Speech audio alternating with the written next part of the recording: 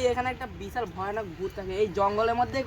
কোথাও একটা আছে এই ভূতটা আর তান্ত্রিকটাও আছে সকল এ দাঁড়া আমি একটু পেচ্ছা বসে আসছি চলো চলো এ কি করছে রে এ সই কি দেখ দেখ এখানে রক্ত পড়ছে দেখ রক্ত আই দেখ পড়ে দেখ পড়ে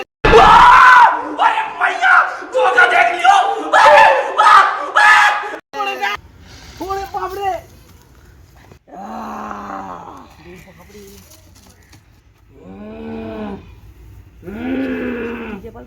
কি হলো না বন্ধু কি হলো তোকে ভাইয়ের কাছে নিতে হবে কি হয়েছে বাবা কেন বলবো আমি জানি তোর কে ধরেছে কে সাওড়া বুড়ি আমি তোর মন্ত্র জানি ওই সাওড়া বুড়ি কি হয়েছে ওং ফরসা ভালো করে ধর ওং ফরসা ওই তোরা ওকে ছেড়ে দে কিছুক্ষণ পরই ওর আসল রূপ চলে আসবে আয় সামনে আয় ওই তোরা ওকে ধরে সাইডে নিয়ে আয় যা ওকে ধরে নিয়ে সাইডে দাঁড়া আয় নিয়ে আয় ওং ফরসা আয় সাওড়া বুড়ি তুই সামনে আয়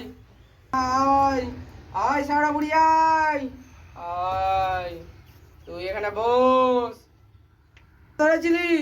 আমার গাছের গোড়ায় ও পেচ্ছাপ বসেছিল বলে তুই ওকে সুসুতো কেন ধরবি বললাম না আমার গাছে ও পেচ্ছাপ বসেছিল তোর ঘর কোথায় আমার বাড়ি বলবো না বলবো না বল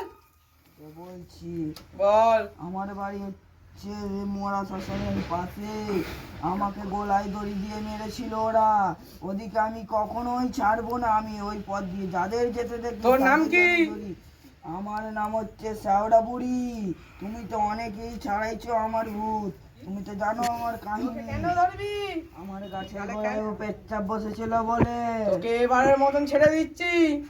আর কাউকে কোনোদিনও ধরবি নি ঠিক আছে যা চলে যা যারা আসবে তাদের কি এই পথ দিয়ে যাওয়ার সময় বলে দিবি আমার গাছের গোড়ায় যাতে না পেচ্ছাপ না কেউ বসে ঠিক আছে পথ দিয়ে যারাই যায় আমি তাদেরকেই ধরি তুই তো ঠিক করে জানিস বাবা হ্যাঁ তুই চলে যা এবারের মতন তোকে ছেড়ে দিলুম আজ্ঞা করুন বাবা হ্যাঁ যা